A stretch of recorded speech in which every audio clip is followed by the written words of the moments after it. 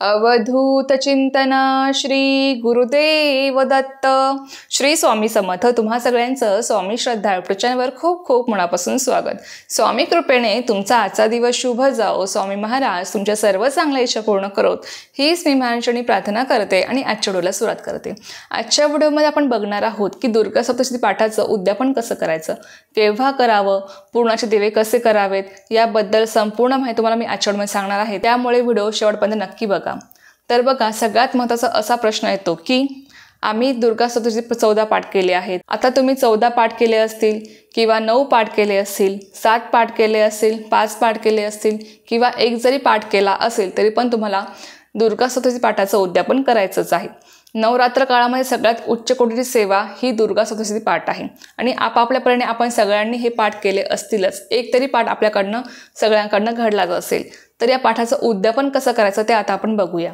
बघा, आता सगळ्यात महत्त्वाचं येतं ते म्हणजे बघा, तुमच्याकडे जर घट बसवत असतील तर ते घट कधी हलवतात. म्हणजे बघा, काही जणांकडे हे घट जे आहे ते दसऱ्याला हलवतात, मग त्यांनी दसऱ्यालाच उद्यापन करायचं आहे. पण काही जणांकडे नवमीला घट हलवतात, मग त्यांनी नवमीला दुर्गा सप्तशती पाठाचं उद्यापन करायचं आहे. तुम्हाला समजलं असेल, जर तुमच्याकडे नवमीलाच घट हलवत असतील तर तुम्हाला नवमीलाच उद्यापन करायचं आहे. जर तुम्ही दसऱ्याला घट हलवत असाल तर तुम्हाला दसऱ्यालाच उद्यापन करायचं आहे.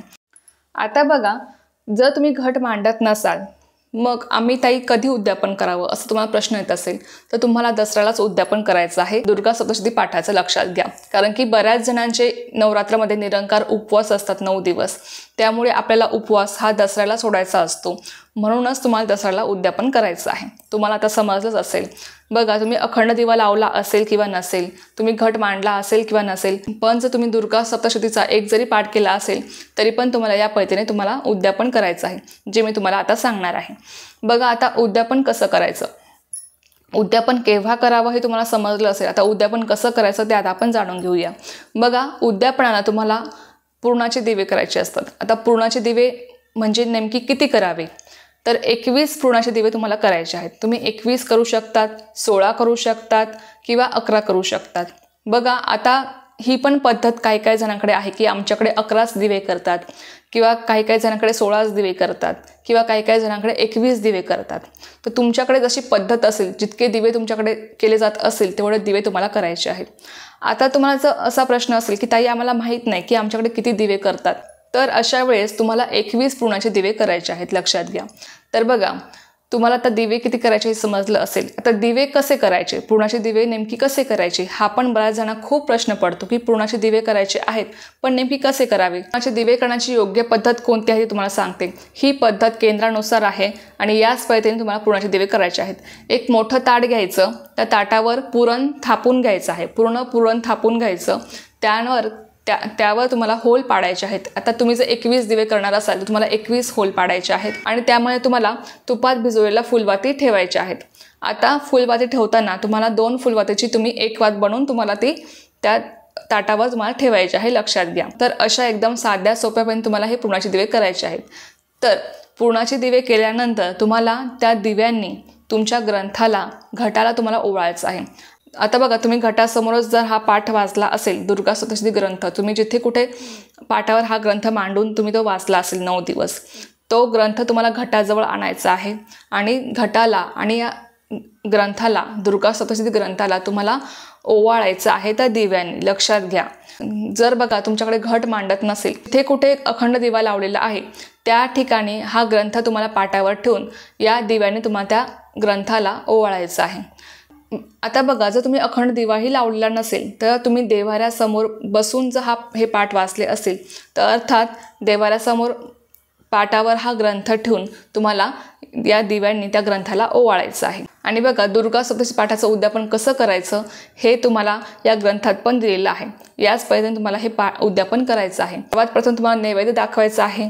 जो तुम्ही नैवेद्य केलेला असेल तो नैवेद्य तुम्हाला दाखवायचा आहे. त्यानंतर तुम्हाला आरती करायची आहे आणि त्यानंतर तुम्हाला हा ग्रंथ हलवायचा असतो आणि घट हलवायचा असतो.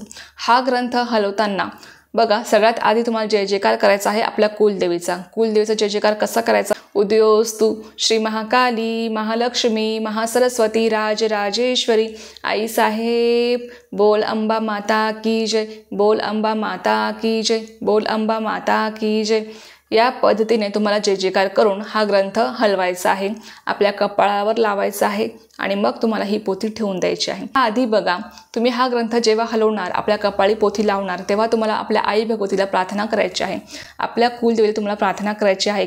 हे आई अंबे, माझ्याकडनं हे पाठ करताना काही चूक भूल झाली असेल तर मला माफ करा. तुमची कृपा, तुमचा आशीर्वाद सदैव माझ्या आणि माझ्या कुटुंबावर असाच असू द्या. आमच्या आयुष्यात येणारी जी काही संकटे, दुःख, अडचणी आहेत ती दूर करा. तुमचं कृपाछत्र सदैव आमच्यावर असू द्या, अशी तुम्हाला प्रार्थना करायची आहे. तर बघा, जर तुम्हाला शक्य असेल तर एखाद्या सुवासिनीला तुम्हाला या उद्यापनाला जेवू घालायचं आहे, तिची तुम्हाला ओटी भरायची आहे तुमच्या यथाशक्तीनुसार. तर अशा पद्धतीने तुम्हाला हे पाठाचं उद्यापन करायचं आहे. काहीच अवघड नाही आहे, फक्त तुम्हाला पूर्णाचे दिवे करायचे आहेत आणि एखाद्या सुवासिनीला तुम्हाला जेवू घालायचं आहे. तर अशा पद्धतीने तुम्हाला हे उद्यापन करायचं आहे. तुम्हाला ही माहिती समजलीच असेल. तर अजूनही तुम्हाला काही प्रश्न असतील तुम्ही मला कमेंट बॉक्समध्ये विचारू शकता. तर चला, झालेली सेवा मी स्वामी महाचरणी आणि आई भक्त चरणी रुजू करते आणि आजचा व्हिडिओ इथेच थांबवते. तुम्हाला जर माहिती आवडली असेल तर व्हिडिओला लाईक, शेअर, सबस्क्राईब करायला विसरू नका. पुन्हा भेटूया अशाच एका नव्या व्हिडिओसोबत किंवा नवीन विषयासोबत. तोपर्यंत सर्वांना श्री स्वामी समर्थ. जय जय स्वामी समर्थ.